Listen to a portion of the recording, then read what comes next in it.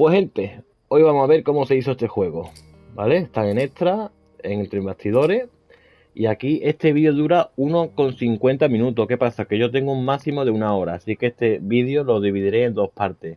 Cuando sea minuto 50 y largo, pues le daré al pause, cortaré el vídeo y continuaré con la segunda parte. Así que bueno, no digo más cosas y vamos a verlo.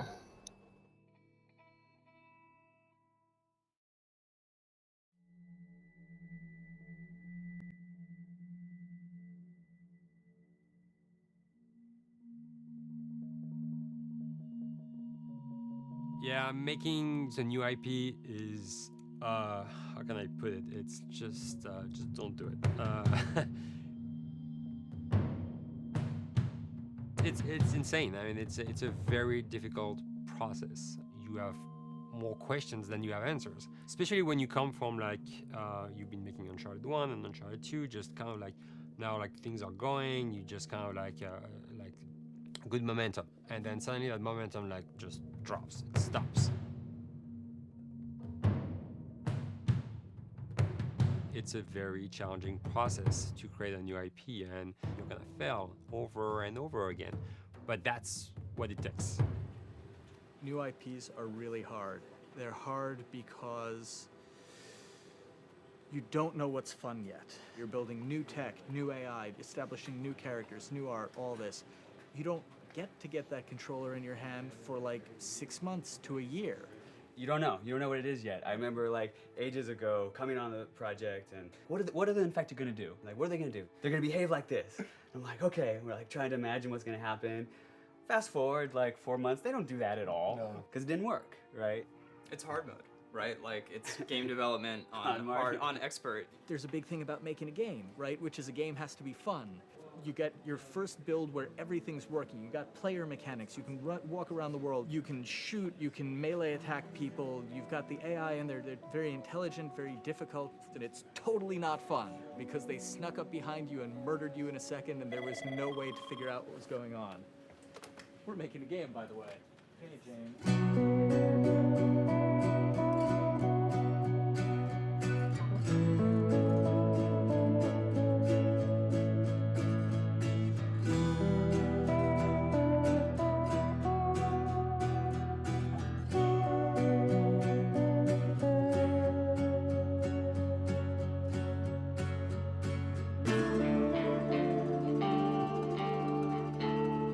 The company has grown quite a bit since I started. I think I was the 12th employee or something back when we got started, but we've tried to stay true to those smaller studio roots. I've been here for 16 years. There's just no reason to leave. I just like the environment here. It's very non-corporate. I think the way we work on Dialogue is kind of special because we don't really like hierarchy or bureaucracy, and no one is really just a manager here. Naughty Dog has a very flat structure. We pretty much all report to the co-presidents and the game directors. I always tell people when we hire them, just like, my job is going to be able to trust you, and that's what I want. I want just to give you something and you go with it, and I know it's gonna get done. We believe in iteration, we believe in collaboration, and we believe in the people making the game working directly with each other. When we have designers and artists, animators all mixed up, anybody that's working on the same tasks, the same characters, the same areas, put them next to each other so they can communicate a lot better. We don't have a lot of meetings because if you need something to get done, you just walk over and you talk, and then you go back to your desk and you finish it up. And I really like that. I like when I just walk in the office and I see just designers talking with the programmers or programmers over the animators and talking to them. I think that's when really the magic happens. Naughty Dog, we really try to cultivate a culture where anybody can criticize anybody else's work. And we encourage people to be blunt about it and not try to sugarcoat it too much. It takes too long to be nice sometimes.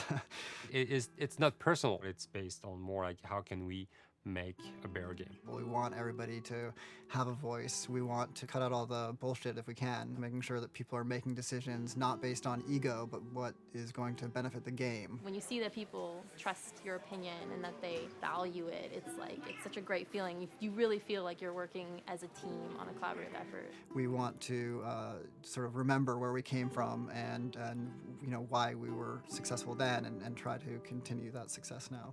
We make games. That's what we like to do. Back when Uncharted 2 wrapped up and we decided that we were going to build the second team and create a new project, we kicked around a lot of ideas. One of the very earliest ideas was to go back to Jak and Daxter. It's really near and dear to us. We really love those characters in that universe, and we think that, you know, there are some interesting stories still to be told there. We started to realize that it was not going to do justice to the franchise that the fans had fallen in love with. It would be shifting it so far in a new direction that we felt that that effort would be more justified in developing a new IP. Neil and Bruce came to Christoph and I and said they wanted to do a post-apocalyptic game. I think the core essence of what they wanted to do, though, was to try to tell a story about two people and how their relationship evolved over the course of the entire game. That potential, oh wow, there is something very special about that game. This is going to be polished. Like, you're not sure if it's gonna work or not, and you have doubts. And like, should we be doing a game like that? Should we be doing a first-person shooter? Whatever. Like, you ask yourselves all those questions. And you know, the creative director and the game director are the core of the team that have to really see eye to eye. That's why you have that balance between like Bruce and Neil's gonna try to push the just the story and the characters, and Bruce is going to try to push that with just the gameplay as well. And so it's kind of like those guys are just trying always to find the right balance between the two. It's a very delicate process. We feel that the interactive medium has an untapped potential to touch the feelings of the player. You have that connectivity, the fact that I'm actually in the world and participating in what's happening on the screen in front of me. It gives us some sort of advantage to make you feel connected with what's actually happening. At Naughty Dog, that's what we're trying to do, is pair story and gameplay together. If we can make you feel like you're actually with these characters on that journey, and you're invested in those stories and those characters, then you're feeling, in theory, the same thing that they're feeling. As the story evolved and took different shapes and different forms, the thing that was always there was Joel and Ellie. And because of that, everything kind of grew out of that relationship.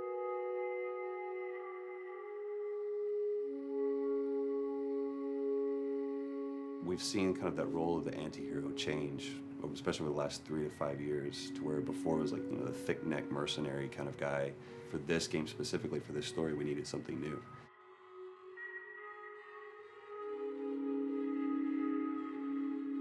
The reason we didn't want to make Ellie Joel's daughter from the get-go is because it wouldn't have anywhere to go. Of course, at that point, he'd be willing to do anything for his daughter because that is what a dad would do for his daughter. If they didn't even know each other at the beginning of the story, then we start from scratch. It's almost like the player has the same relationship to Ellie as Joel does. And we could take our time to build that relationship between these characters. And if we do it right, then the player will be feeling that same growth that Joel does. And we're kind of mirroring that emotional relationship between the two.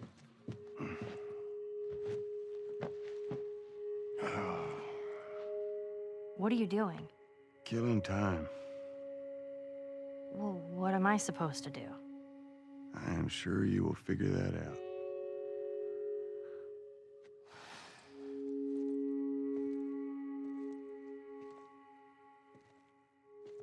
Your watch is broken. It's exciting that Neil wrote something like this, where he's like, I don't want to make the stereotypical characters. I want to make real people in this crazy situation and these forced to make decisions that are really tough. Like, what would we be like in those situations?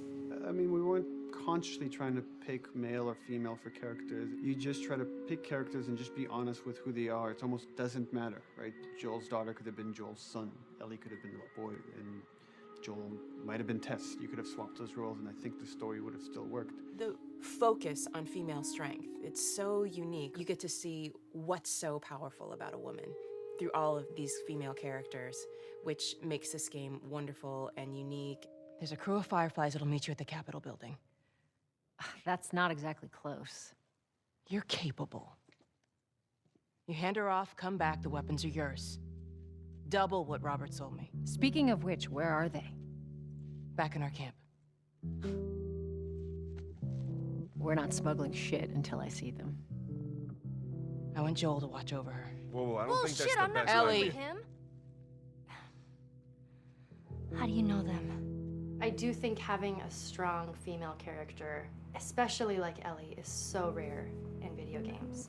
And as a gamer, and more specifically a female gamer, it's frustrating to me because I'll see sort of the stereotypical female character where she's amazingly beautiful and huge boobs, and she's there to be either the love interest or just because they're like, well, we need to throw a chick in here.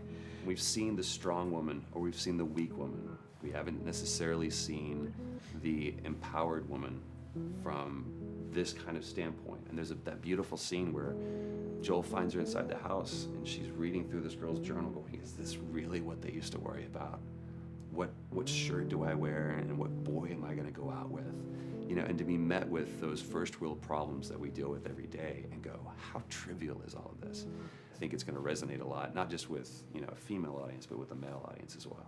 The thing that was intriguing to me after the fact is knowing that we're kind of creating a female action hero in a way, and this is her origin story with Ellie. To sort of be such a strong female character that is completely normal looking, regular t-shirt and jeans, and she's 14 and she is still a total badass, is really exciting to be a part of that. There's so few non-sexualized women in video games, especially in the main role, that we were kind of proud that we were creating one. It's very complex, and without the players knowing it, she becomes the protagonist by the end of the story. And that's why she's in the front of the box, and that's why we've been promoting the two of them together so much. Who's there? It is a dual protagonist game, and yeah, I guess I get nervous to think about it in that way.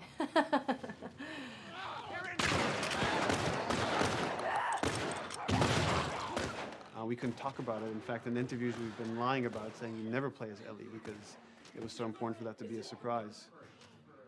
Sorry, journalists. Here we go.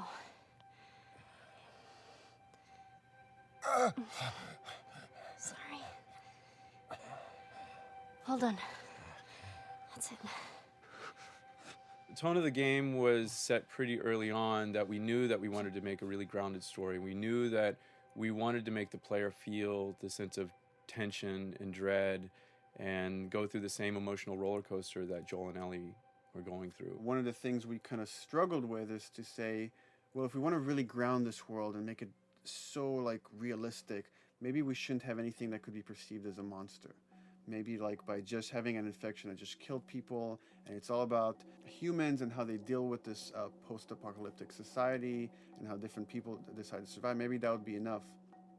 And what we realize is because we're making an action game, a lot of the storytelling happens on the joystick. And once we remove the infected, it's like all of a sudden now we can't tell the story through gameplay of what happened to the world. And that's where we kind of went back and kind of brought the infected back in, because it lets you see, once you're fighting them, the threat that people had to deal with, that otherwise would just be very cerebral and people could talk about it, but you couldn't necessarily experience it yourself. In a novel, that might work. In a game for us, specifically an action game, it didn't work. And from there, when we start kicking around those ideas, and we're just like, what would be cool just to play?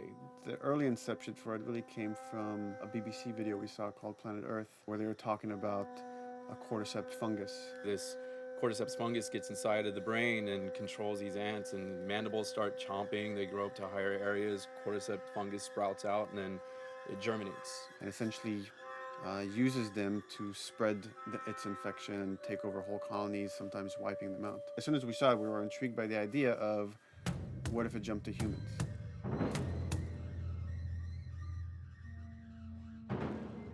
So what would happen? How would people react? What would happen to society? As we're trying to develop The look of the infected, we went through so many different iterations, some that looked really alien and subhuman, some that looked just essentially like zombies, and we couldn't find like an original place for them. But one of our artists just did this kind of photo mashup where he took a bunch of images of diseases or images of fungal overgrowth, and he kind of mashed it all together and he threw it on this person. It was a very iterative process, making sure that the fungus felt properly integrated, like it was part of the body, growing out of the body. And not just fungus growing on the head, but it's tearing the face apart, cleft down the middle, this gaping maw of a mouth with the crooked teeth. And it's in great agony as its humanity and its brain is still somewhat functioning. Maybe you still have some human cognitive abilities or thought process back here. This isn't some decaying corpse on the ground. This is a living thing that's going to be coming after you in the world. The fungus is always the focal point. So you can see from a distance, oh, this guy's infected. I can tell straight away. In fungus, they have these beautiful saturated colors, and we really like that conscious of this something so horrific that it's going to like stop at nothing. It's relentless force of death, and yet elements of it are beautiful. It's not just about gore. It's not just about everything about it being scary, because to us it's actually scarier when things on it are somewhat benign or somewhat beautiful. It was evident that we were onto something that was quite a bit different and something that we hadn't really seen before, which was eerily human but very disturbing. And it seemed so creepy and so unique that right away we gravitated towards it, and it's like, this is our base infected. Everything should kind of come out of this look.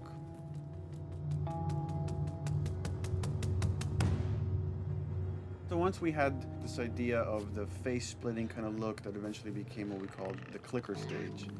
We went to great lengths to create a full biological cycle for these things. So in the early stages, you don't actually see too many signs of the fungus surfacing out of the skin. It's kind of underneath it, like people have lumps starting to show.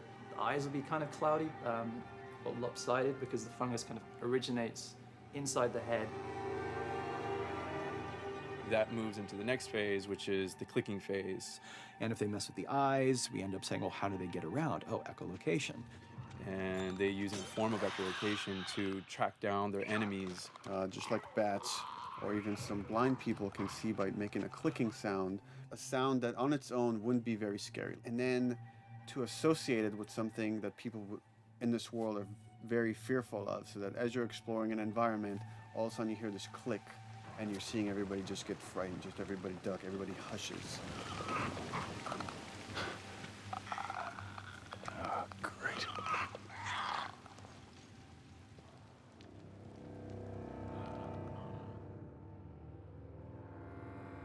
The bloater is the most severe of the stages. So large pieces of the body has been replaced by these kind of fungal plates. The fungus completely takes over the body and blooms. They're kind of covered in things that have been growing on them. Things like moss and like little life on life kind of. What the fuck is that? When the infected feels like it's going to die, it finds like a dark corner and it becomes part of the environment. The human elements aren't there anymore. And then the body is gone. They lay down and sprout and then spew spores. And if people can breathe those spores, they become infected as well. It all had to kind of make sense of how each stage flowed from one to the other. And that's hopefully how we've created a world that you can kind of look through it and understand the science behind it and say, I could buy this, I could get into this.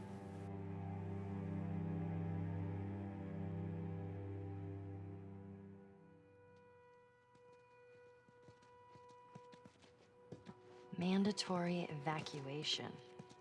Evacuate to where? What do you think? Quarantine zone. See, some places got a heads up before the infection showed up. Most didn't.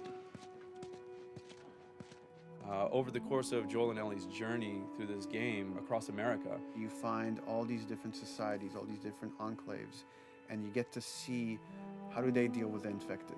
Without the manifestation of this infection, you can't have these people making those interesting choices.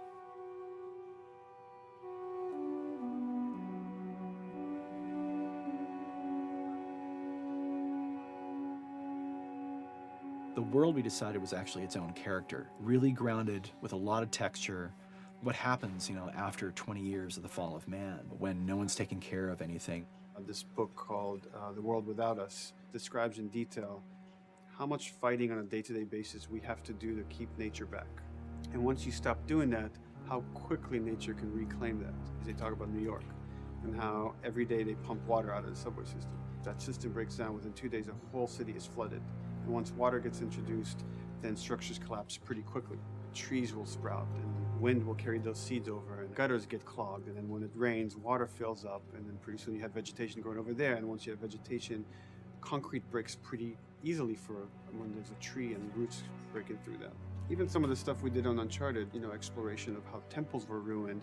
What if you took those ideas and put them in Pittsburgh or Boston? And obviously right when that happened, you can imagine that being pretty terrible to look at. But you think about 20 years later, and with rainwater filling up those sinkholes and then those becoming like little marshes with lily pads in them. We had this wonderful piece of concept art we developed really early on, and there are all of these wild animals that have escaped from a zoo and over the past 20 years have bred, and now they have herds roaming these cities. And that's something that tells you that life goes on, and this world is worth saving.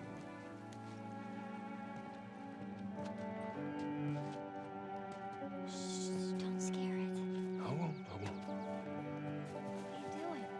There's something really pretty about nature reclaiming its domain once we are gone.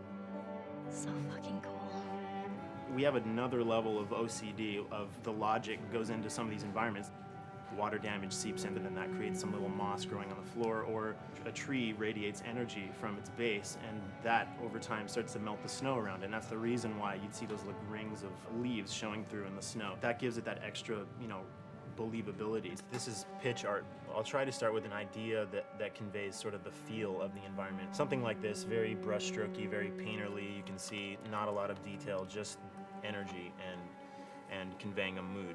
This is sort of just a conversation starter, and then this would be more of an actual space. So you start talking about, is this too tight of a space right here? Would the player even fit through there? Do we even want to include water? Those are conversations you start having a little bit later.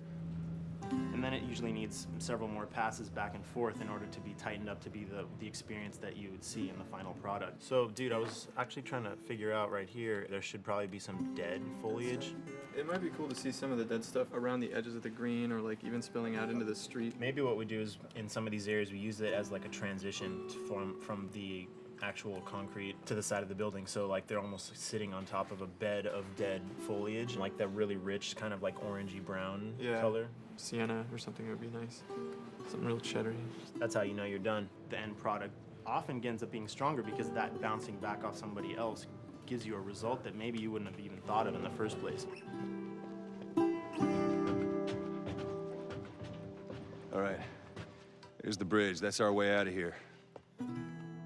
As far as concept art goes, definitely the ultimate goal is just helping everybody as much as possible. Me and the background artist will work together. I'll often just go to them because they've got like a really, really good like visual imagination. At some point, you came in almost like flat on. So that's kind of good because the bus station is right in your peripheral view, and you're probably going to enter the bus station. You're probably not going to get lost. But it doesn't at all utilize this cool architecture here, like the bus station sign. Like that's a really distinctive silhouette, and it's a really interesting sort of architectural detail. So we changed the entrance. Look at that. Another city, another abandoned quarantine zone. I think it's a better composition anyway. It's not so like symmetrical. And I think that was done so that this sign read better. If you didn't see the word bus on it, you might not know it's a bus station. So I think that helps. Everything we're doing in the environments is relating back to what you should be feeling in the story or what's happening to these characters. So is that everything you hoped for? Jury's still out. But man, can't deny that view. Come on, this way.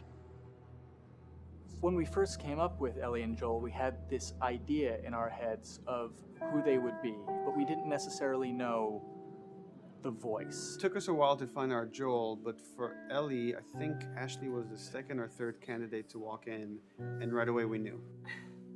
Yeah, you know Why what? are you so scared all of a sudden? Because I'm a coward, okay? So just get your shit. Let's get out of here. Damn it. I'm not like her, you know. What? You think I'm gonna end up like your daughter?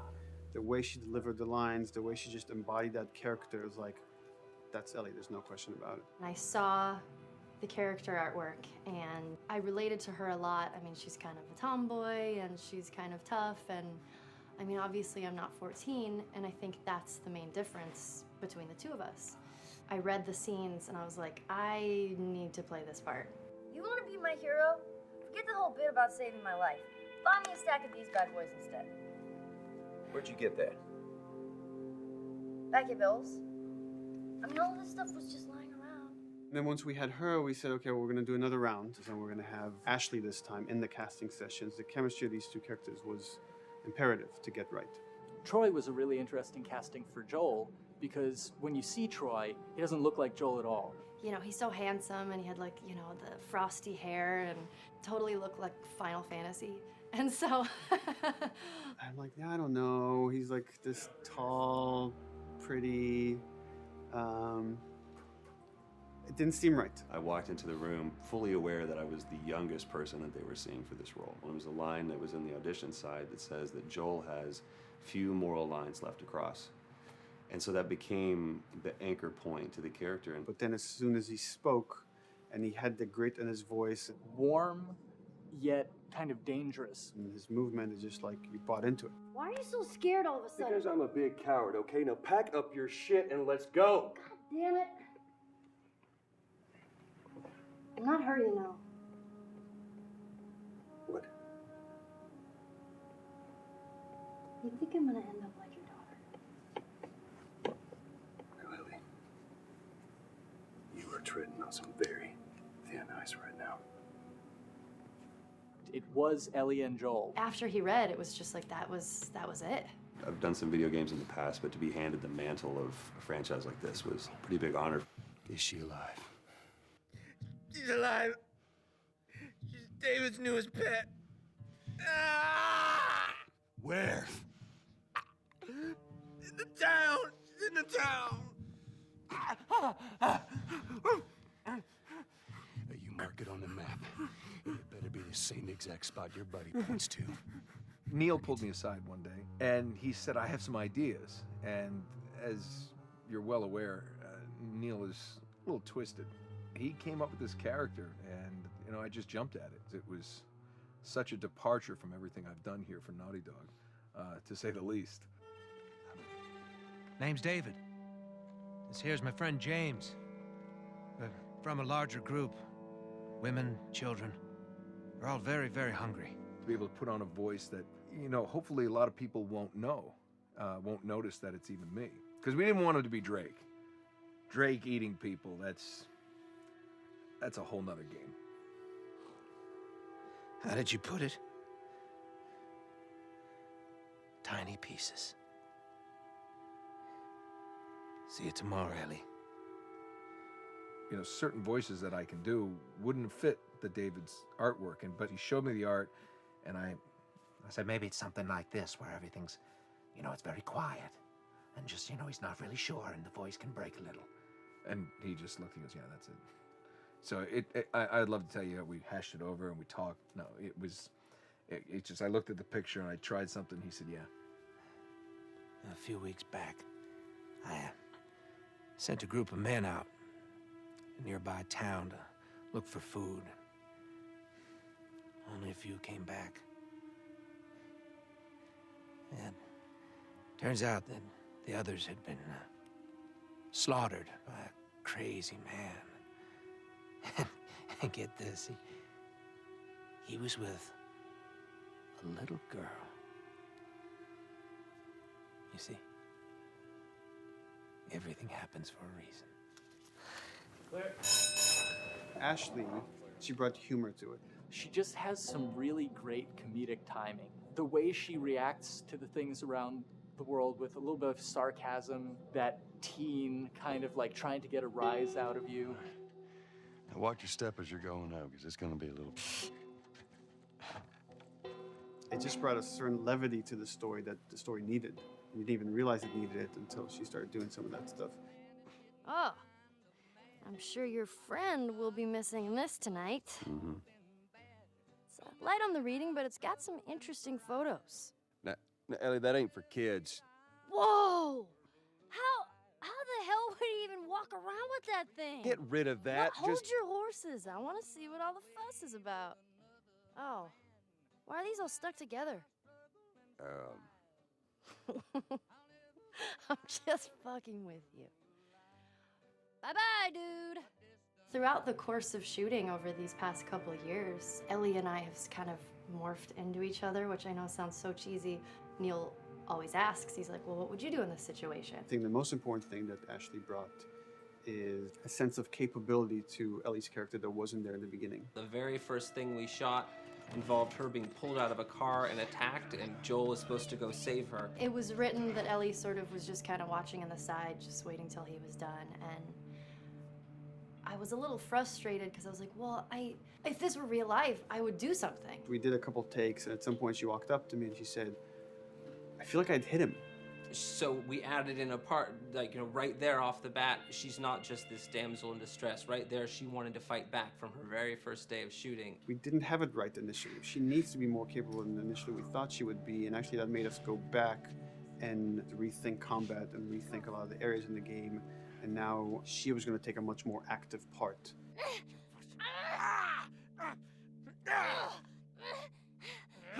Anything that requires, a lot of body movement, we do with the actors on the mocap stage. And we try as much as possible to use our actual principal actors, use their body motion as well as their voice. We capture it all at once there on the stage. Having the actors perform as well as being recorded at the same time was imperative to get an accurate performance. Because every time you split up the performance in any way, you lose some of that magic where they did a gesture or they delivered the line a certain way. And those things have to be in sync, or there's just something subconscious that's like off-putting about the performance when you don't do it that way. You are treading on some mighty thin ice here. I'm sorry about your daughter, Joel, but I have lost people too. You have no idea what loss is. Everyone I have cared for has either died or left me. Everyone fucking except for you.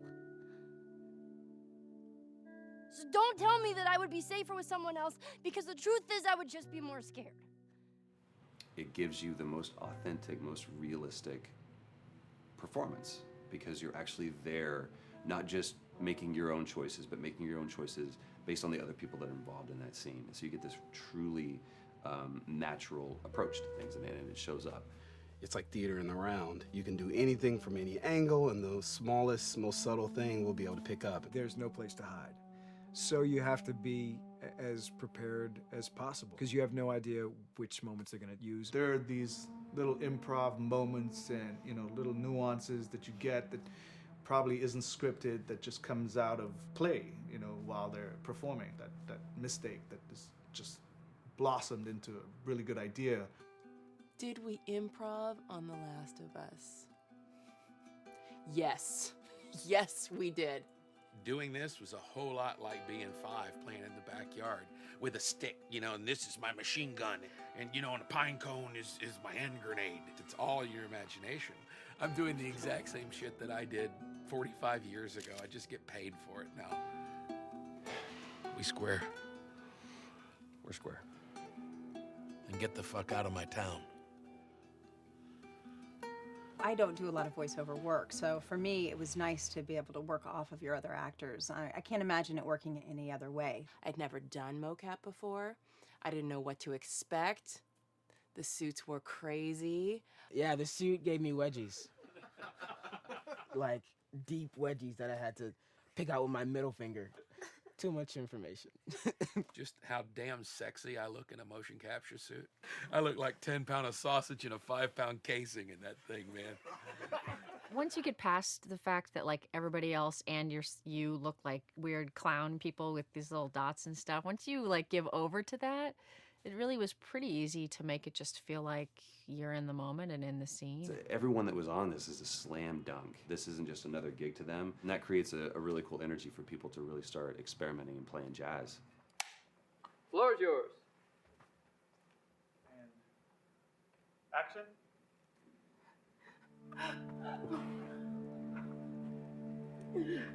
Fuck off! Hey! Oh, let her go. Don't worry, this is fixable. But I can't come with you. Well, then I'm staying. Ellie, I want Joel to watch over her. Oh, no, no, no. Bullshit, Absolutely. I'm Ellie. going with Not him. to. I could just take her to the North Tunnel and wait for me there. Jesus Christ. Just cargo, Joel. How do you know them? You know, we craft the scene out until it has a good feel, and then we pass it off to animation to clean it up. Real life motions don't necessarily always translate into gameplay. There's something that's usually missing, so we have to, maybe enhance the gesture or enhance the shoulder movements or a breath that you want to be able to feel, but you don't really see it, so you can't really feel it unless you see it. Is everything all right? Yeah, everything's fine. I could have him lean in here a little bit more, like this, take his hand down. When they're on stage, they don't necessarily have windows, so that weight of like really pushing and leaning in, that's something that we would have to accentuate. Give him a little bit more weight on that turn, or put his head down a little bit more. There's a lot of dialogue that gets said between the two characters. We have to bring that alive through animation, and we have what we're using as gestures. Why would they mow down all these people? Can't let everyone in. If you turned off the sound, you'd know that they were talking to each other. And that really helps accentuate the relationship that the two have together.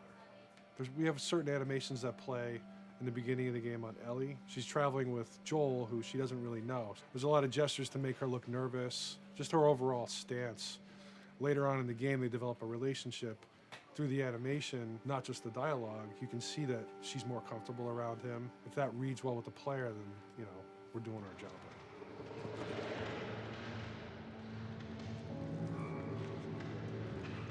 We want her to look scared. When she gets a gun, we want her to look scared of the gun.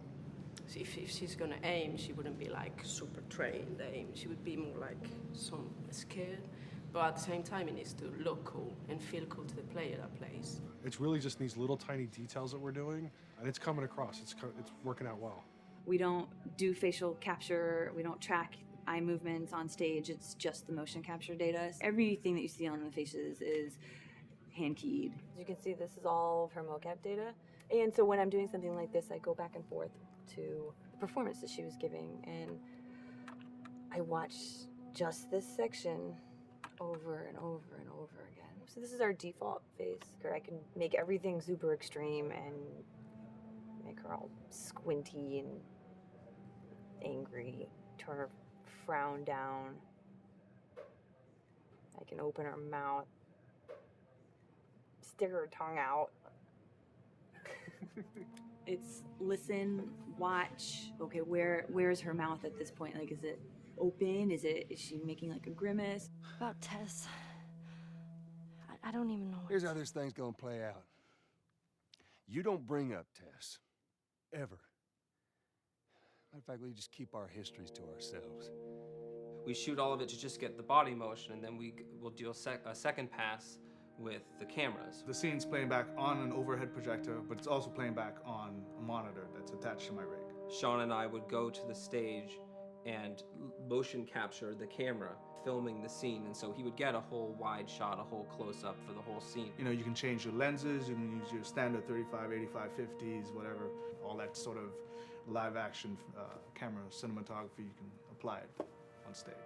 We make sure to go back in and add flaws. We keep the confinements of the room so the camera can't go past a certain wall, because then we have this cheated perspective. If the cameraman bumps into the wall, we keep it. Missing focus hits when you're pulling focus, going too close to a character and reframing, those little moments in there kind of keeps it very cinema verite. If everything was too perfect, you wouldn't be able to put your finger on it, but you'd be able to feel it. It would just feel off. It's very much about grounding it, despite having the option to do whatever we want. Being able to place the cameras anywhere we want after the motion capture gives us both advantages and disadvantages. The biggest advantage is it means that we just have to nail the best performances we can get, and the luxury is that we can always swap it. The 3D world gives you limitless opportunities. With cameras and movements, exposures, all that stuff. Most of these cameras are sort of set up like real-world cameras. So we have lens, we have f-stop that will create the depth of field. We have aperture to set our film back and all that stuff. A master, and then I have my close-ups, my over-the-shoulders, sort of just like a live-action production. Let's go to camera 30 at the 23.458. Then I get that kind of weird, bend across his back. The closer I bring the camera, the more bend I get, which is, doesn't look right. It looks less cinematic than if I do that, which flattens the whole thing. And I'm trying to also catch Ellie. Like if you scrub a little more, catch her in the back here. So I want a longer lens and that kind of stuff. Since I've only had experience working with live action before I got into video games, it was a kind of a cool adjustment to be able to have this extra flexibility in post, to swap a line of dialogue for something different, even though that's not what the actors said at that time, and to be able to still have a close-up on them while they said it. You get to make it probably more perfect than you could ever make it in live action. How far are we gonna take As far as it needs to go. Where was this lab of theirs? Because our actors are both the voice and their body, they get to play, they get to try things, they get to work with our director to kind of come up with new ideas, or even our director will have a new idea on the spot that wasn't there in the script, but realizing when he sees it, oh, well, this would actually be better, this might feel better. And those changes all just happen organically there on the set. He could even lead straight into his thing. It's like, no shit, yep, Ty, we wanted to do that, so we rented 2 Harleys and drove cross country. Keep it pretty succinct, like we got the bikes, rode them cross country. Cool. It's shocking to me that this is Neil's first time directing. There was a specific tone and a specific approach that Neil and Bruce wanted to take with this. It just came down to there's nobody knows the story better than you, and then there's nobody that knows these characters better than you. Why don't you just do this? He and I actually had a conversation about it. He says, I think I'm going to try this myself, and I'm not sure. Neil was fantastic. The floor is yours. Okay, so remember, you've been running away from this turret-mounted truck. If you come to this dead end, you're going to look up and see a potential way out. And action. Check it out.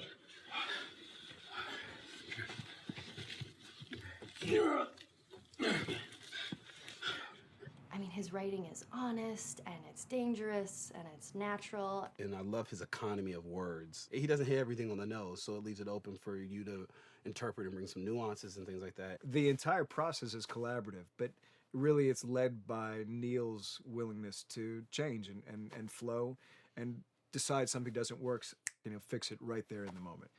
And it is something that's very foreign to the way that TV and film is done now, where everything has been micromanaged by the time you get it to the table read, and no one wants you to change anything, and everything's very precious and has been rewritten with notes from 20 people in suits, and you can't do that just anywhere in entertainment these days. Yeah, I want to make sure. I think I swung too far over to this way, and now it's a little bit of making jokes about it, and I need to bring it back to center a little bit. There's one scene in the game where we see Joel not as a ruthless survivor, but as a father. I knew from the very beginning that he was going to lose his daughter, and I just told Neil, it's like, when that day comes for us to shoot that, I need a heads up. About a week before, he said, it's time, we're going to do that scene. I was like, okay, because I knew that I was going to have to go to this place that you don't really want to go to as an actor. You want to find some aspect of reality that you can empathetically draw from, Troy and I were both kind of just like walking around for a while and just kind of getting into the zone, and well, my grandpa died when I was 8. He was like my dad, and so that's always what I use to get into that place. I started recalling all those memories and starting pulling up all those feelings, and they're just right underneath the surface. When I walked back in, everyone realized that something was different. They kind of calmed down, You could feel the energy just like drop a little bit more. It was brutal. I lose my shit. I mean, just completely break down. Don't do this, please, God, no. Oh, God, no!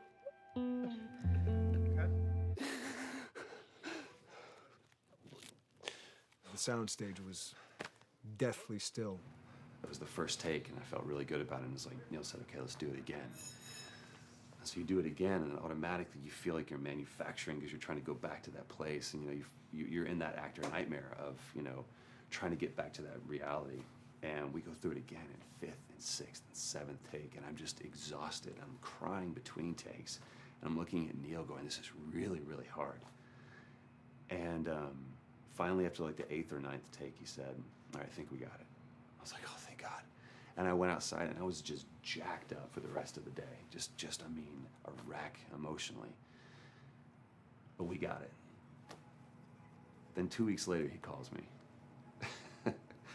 And he says, so we need to reshoot a scene. I'm like, cool, what scene are we doing? And he just looks at me. I said, dude, don't do this to me. And you can either at that moment throw your hands up in the air and say, fuck this, and walk away. Or you can say, okay, this is an opportunity to get it more right. I'm like, okay, all right. You don't think you got it? I'm gonna show you that you got it. We've got it in the can. And so we go through it again, and it just feels fake, feels artificial. And Neil goes, go through it again. We start doing it again, and I'm getting madder and madder with each take. And finally, about the 4th take, Neil comes over to me, and I love him so much. He goes, so I'm picking up on some resistance. I was like, you're damn right you're picking up on some resistance. We've got this in the can already, and we're just wasting our time, and we're wasting all this effort and energy. And then he started talking me through the scene. And he was like, what I need you to do is I need you to just strip yourself of all these ideas, and I need you to hit this beat, and this beat, and this beat, and this beat, which just makes it sound so mechanical, and it's such an emotional scene. So we start going through it, and literally I am mindlessly doing these things at this point. Okay? I know it hurts, baby. I know. So I'm gonna lift you up. I'm gonna lift you up. I'm gonna get you over here. Come on, baby. Come on, work with me, please. God, baby. Sarah. Sarah! Don't do this to me, baby. Don't do this to me, baby. Come on. And he stops, he goes, now we got it. And I realized that the reason why I wanted that first take to work was because I wanted everyone to look at me and go, wow, what an actor. And that's not what the scene needed. Those moments where you just have to sort of calm your ego down and just go back and do your work. That scene actually works, not because of me, but in spite of me. And that really is the marker and definition of working with a truly good director. There are many like it, but this one is yours. Why don't you have a seat?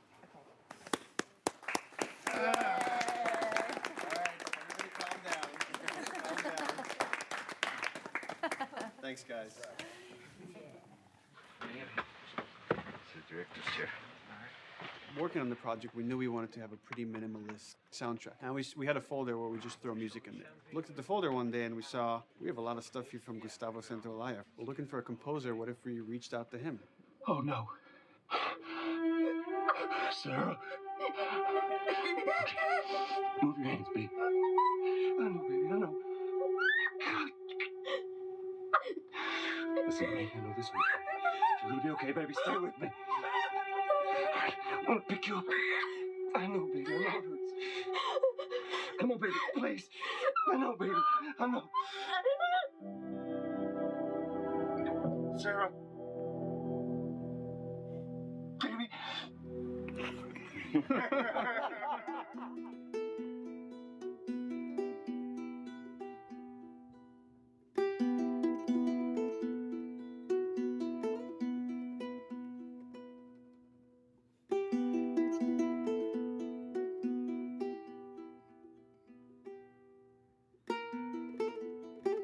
My life has been and still is kind of like a road movie. I grew up in Argentina. I came to the United States in 1978 because we had a horrible political situation in Argentina. We had a military dictatorship where 30,000 people disappeared at the hands of the government and many other more were tortured, and I was blacklisted. It was just impossible for me to keep on living there. I've been jailed many times since I was probably 15 years old just because I had long hair and I play an electric guitar. So I had to embark on this trip.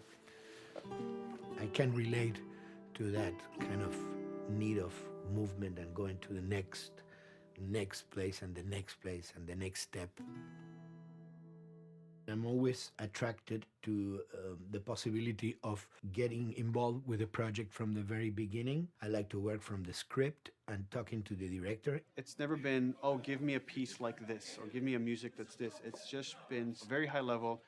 Here's what the story's about. Here are the themes. Go write some stuff. Since I don't know how to really read or write music, the way I produce music is actually recording it. So I like to come early in the projects, and I did in The Last of Us.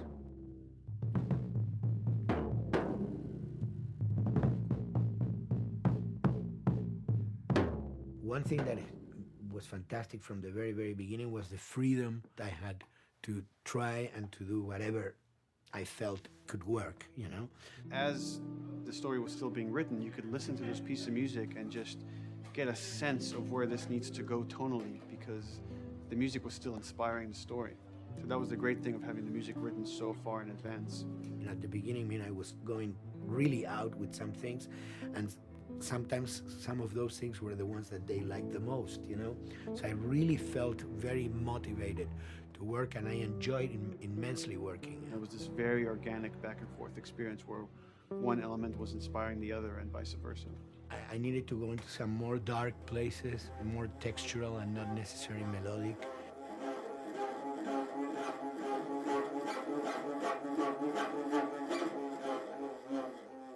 I'm always trying to sort of push myself into playing instruments that I don't know how to play. There's an element of danger and innocence. Lennon once said, you know, give me a tuba and I will be able to do I'm an artist. I should be able to do something. I like to put myself in that situation.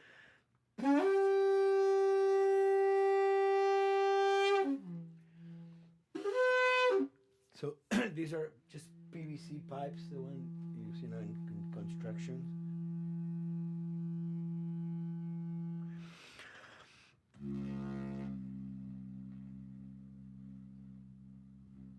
Or instruments that I know, kind of twist them. From the concept of the prepared piano, you know, I mean, I've worked with prepared guitar to stick things into the guitar and things like that. And also in The Last of Us in particular, I work with a detuned guitar. So I really tune the guitar extremely low. And the result is, you know, strings that are very loose and will produce not only sound, but produce noise.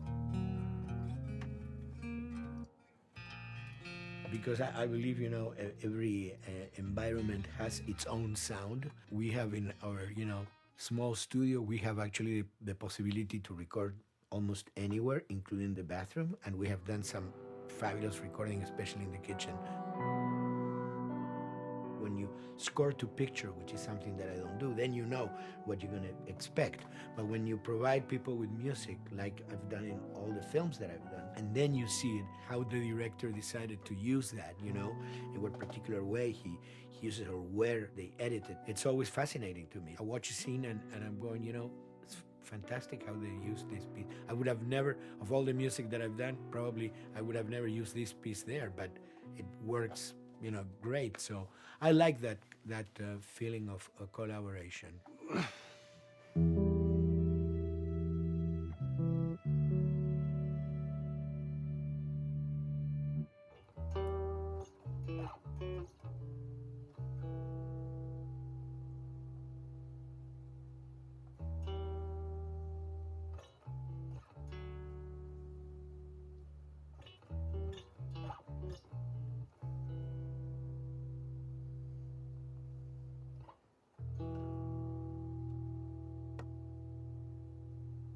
I think, you know, the guys also that work in programming and adapting that music to the game, they should share a lot of the credit for the end result. In the beginning, there was silence. Yes. Then they hired sound designers. Then they regretted that decision.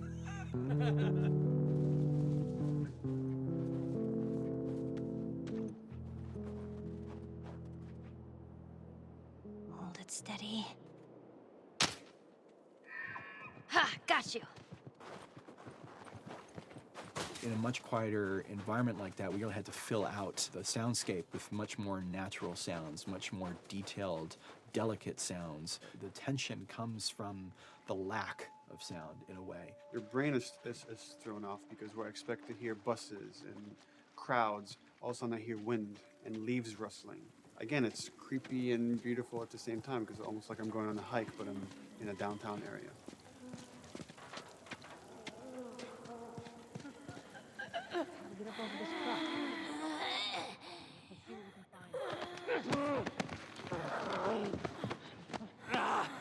To Neil, I mean, we were going through the iterations. I mean, he just did not want like yells and screeches and what he called like, you know, kind of witchy qualities, Right. the cackling witch. He didn't want anything like that. It was a little bit of a head scratcher to figure out, okay, how do we make it sound human but not human? Yeah. We really did not want to use any animals. We wanted these all to be human. Derek and I basically decided to hire a couple of voice actors who did some interesting work vocally to come see if they could come up with something. And we worked with this girl, Misty Lee. She started giving us these really great screeches. And that's no process. Yeah, that's just her voice. And it started going into this little click. We also used a little bit of Phil's voice.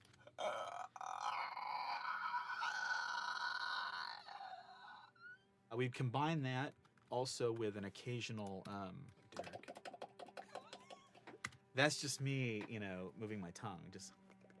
And what that kind of did was it sort of grounded it all, like maybe in the mouth area, the wetness, all that kind of stuff. And it adds a nice texture, actually. This is a composite of all the bits I just told you about.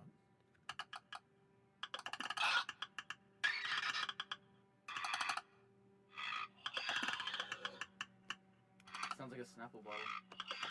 Oh, the lid? Like the lid, yeah. That's a good idea. Fuck, where were you guys like months ago? Why did we think of that? Why did we think of that?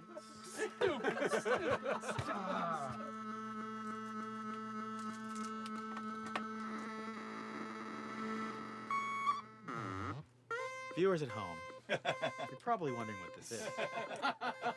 Let me tell you.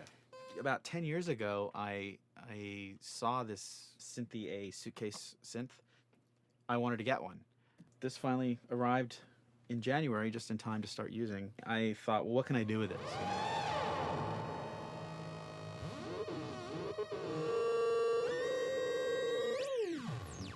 In Lakeside, there's a whiteout that happens, and this thing has a noise generator, which gives really convincing wind sound.